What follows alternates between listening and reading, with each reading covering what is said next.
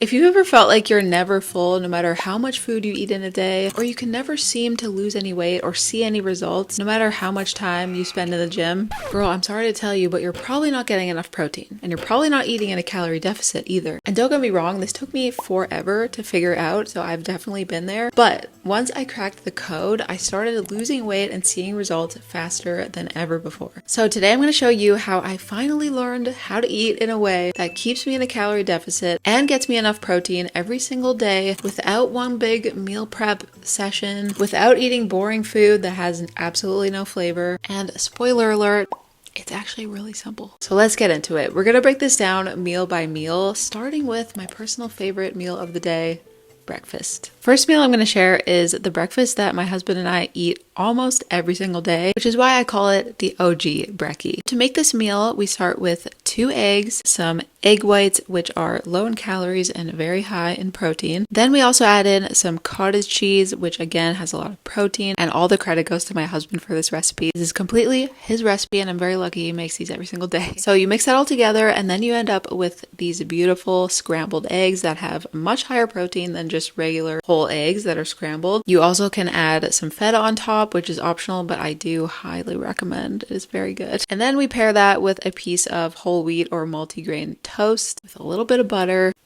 That it doesn't get better. But actually it does, because after we eat these eggs and toast, we then have protein pancakes. Now this is my recipe that I have crafted and perfected and made so many times. They've never let me down, okay? So to make these pancakes, you need 4 large eggs or 3 jumbo, just depending on what size you have. Then we're gonna add a little bit of milk. We typically switch between unsweetened almond milk and 2% whole milk, so it just depends what you have on hand or what milk you prefer, but any milk is fine. But 2 cups of 0% or fat-free Greek yogurt, and then a little splash of vanilla. Mix that all together and then move on to your dry ingredients, which include, first and foremost, protein powder. You can use whatever protein powder is your favorite. I've been using this Revolution Nutrition vanilla cake flavor. You can also use any flavor, but I do think that vanilla is the best, or chocolate. Chocolate works too. So once you have your protein powder in there, then we're going to add a little bit of all-purpose flour, just like 3 tablespoons, a little under a quarter cup, just to give it a bit more structure with that protein powder. Then we're going to do a little bit of brown sugar, baking powder, some baking soda, and a bit of salt. Now we're going to combine the dry ingredients into the wet, mix it all together in the big bowl, and then start adding it to a griddle or a pan, however you like to cook your pancakes. I do also add a little bit of butter to the pan or to the griddle when I cook these, just because I feel like it adds a little bit more flavor, and it's just like, I don't know, I just can't make pancakes without butter. Just a little bit. And just a brief forewarning, if you are going to make these pancakes, they do tend to be a little bit more flimsy than regular pancakes because they don't have a lot of structure holding them together. So you do have to be kind of careful when you're flipping these, but you'll get the hang of it. Just try it a few times. Practice makes perfect, I promise. So then once the pancakes are done, obviously you just put them onto a plate, add your toppings of choice. We love adding peanut butter, banana, and fruit to ours, a little bit of maple syrup, but of course you can add anything you like. My mouth is literally watering talking about these. They're so good. And this is our OG breakfast. Sometimes I switch it up and I'll just have a simple fried egg with the toast instead of the scrambled eggs, because they do have a ton of protein and I don't always need that much protein. Or I'll have a boiled egg, just depending on how I'm feeling. So I'm going to give you the macros for both versions. Before toppings, for the OG breakfast with the scrambled eggs, it is 525 calories and 52 grams of protein. For the fried egg version, it's 400 calories and 32 grams of protein. Both really good macros, low calories for a lot of protein, and super, super filling. Highly, highly recommend trying this recipe. You won't be disappointed, I promise. Breakfast number 2. And if you can't tell already, I do have a sweet tooth, okay? But chia pudding. I love chia pudding because it's so easy to put together. It literally takes 5 minutes the night before, and all of a sudden you have a perfect breakfast. The next morning, you can make multiple batches, so you have it for several days in advance. It's perfect. So, how do you make it? The main ingredients in chia pudding are chia seeds, Greek yogurt, maple syrup, and vanilla. And this recipe is also super flexible because you can completely customize it depending on your cravings or like what toppings you have on hand, what you want to put on it. So you can add things like berries, nut butters, granola, seeds, really anything you like. You can also add protein powder. So if you added a scoop of protein powder on top of this, which I often do when I have this, it would instantly add like over 20 grams of protein, depending on what powder you're using. So very customizable, very easy to adjust to your needs and your cravings. For the macros on the chia pudding before toppings, it is 275 calories and 20 grams of protein. Okay, moving on to lunch and dinner recipes. Now I'm kind of putting these into one because one of my biggest hacks for meal prepping is making a lunch or a dinner and then also making enough to have it as leftovers the next day. This is such a time saver and such a lifesaver. I'm telling you, it's a life hack, majorly. So I'm going to share two recipes with you and they are kind of interchangeable. You can eat them for lunch or dinner or both, depending on how you make them and when. Recipe number one is jalapeno chicken. I'm pretty sure I've made this meal actually a countless amount of times. I don't even know how many times, but it's so good and so easy to make. All you do is slice some chicken breasts in half just to make them a little bit thinner. Add salt, pepper, and garlic powder to the tops of them. Then you're gonna add some cream cheese. You can also use light cream cheese if you prefer. I just like regular better, so that's what I'm doing here. You can also melt your cream cheese. It would make it easier to spread on to the chicken breast. I'm just cutting it. That's what I usually do. I don't know why. It kind of makes it harder, but yeah. Then on top of the cream cheese, you're going to add some jalapenos. I usually just chop the tops off and then cut them in half and scoop out the seeds and some of the, what are they called? The insides? The little, you know, the membranes. You know, that inside spicy part. Take out the seeds and the spicy stuff, and then I'll just chop them up into little pieces, and I usually do about 2 for this recipe. Add those on top of the chicken and the cream cheese, and then on top of the jalapenos, you're going to add some cheddar cheese or marble cheese, whatever cheese you like or have on hand. You can use any, really, it doesn't matter too much. And then you're going to put that in the oven at 375 for about 30 minutes, and it will come out perfectly divine, I promise you. And while the chicken is cooking in the oven, you're gonna dice up some potatoes with the skin on, just give them a quick wash, chop them up into bite-sized pieces, rinse them in cold water, and then just give them a pat dry. Toss them into the air fryer with a little bit of salt and pepper or any other seasonings you like. And you're gonna cook those for 15 to 20 minutes until they're nice and crispy and delicious. And then the last thing you're gonna wanna add is a veggie, and normally 9 times out of 10 we do broccoli for this. It's like the staple veggie in our house, but you can do any veggie you like. So usually we'll just steam that up really quick and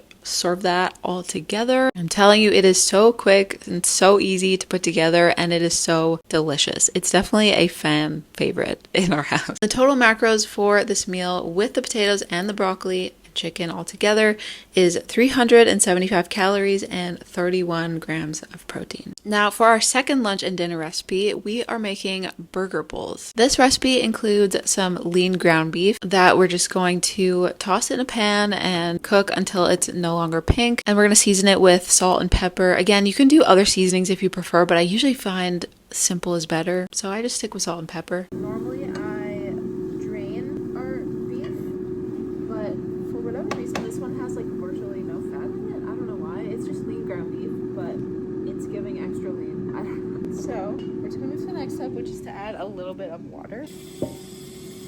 That's basically it for the beef. I do still have it on a lower heat, and we're just going to keep cooking it until everything else is done. It's going to stay nice and moist and juicy because of that little bit of water we have in there. We're also going to make some diced potatoes, the exact same potatoes we made for the jalapeno chicken recipe. I feel like I always forget this stuff, but we also need to make some onions. So I'm using 2 like smaller onions. Hopefully this is enough, but we like lots of onions. We may need more. I'm just going to slice these up. Okay, now that I have tears in my eyes, I'm going to bring this onion to a pot, put some water in this pot, and then we're going to cook that on medium heat for 15-20 minutes, however long it takes really. And you're going to notice that the water will evaporate and they will get brown even without adding any oil or butter, which is typically how you caramelize onions, but we're trying to keep the calories low, right? So while that's all cooking, you're going to make a healthy burger sauce, starting with some Greek yogurt, a couple teaspoons, maybe a teaspoon and a half of light mayo. I'm gonna shake up this ketchup so we don't get all liquid. About 2 tablespoons, I would say, of ketchup. And we're gonna give this a stir. Add some salt, pepper, and some garlic as well.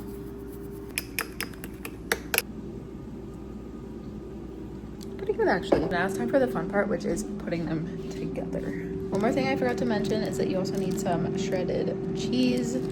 I just had some left over from the other day, so I'm gonna use this. Super easy and simple to put together. You can also add more like veggies and more stuff to this if you want. We just usually keep it really simple. But I love this because it's so satisfying. Like it literally tastes like takeout. Bon appetit, y'all. Yum.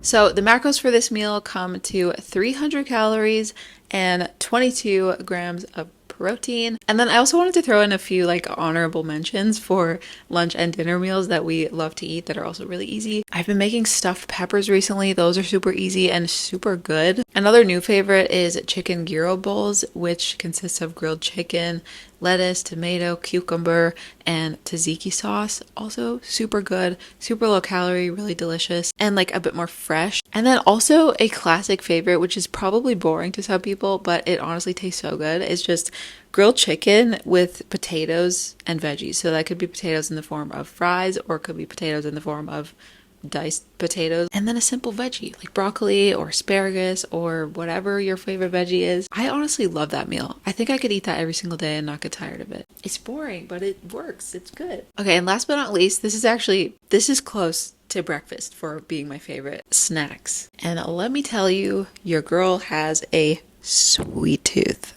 A bad one. And I didn't even realize it until now that I'm like filming this and looking at my recipes. They're all sweet. So if you don't have a sweet tooth, I apologize. I'll have to come up with more savory snack recipes. But these are the snacks that I love to make. Snack number 1 is protein Rice Krispies.